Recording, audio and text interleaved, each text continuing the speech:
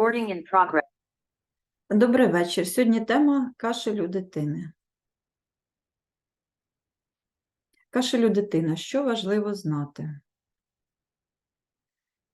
Дії батьків при кашлі дитини. Найголовніше – полегшити кашель, не дати слизу пересихати. Для цього дитині потрібно прохолодне, добре зволожене повітря в кімнаті перебування і рясне пиття.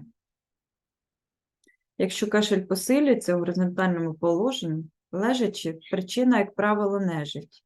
Що робити додатково?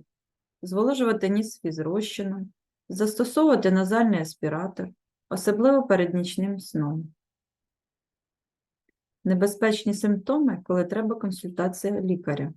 Задишка, висока температура, зміна голосу дитини, кашель стає гавкучим, схожим на гавкіт собаки, утруднене дихання. Категорично не можна застосовувати в самолікуванні засоби, які пригнічують кашель. Використовувати муколітики, відхаркувальні засоби для немовлят. Дякую за увагу. До побачення.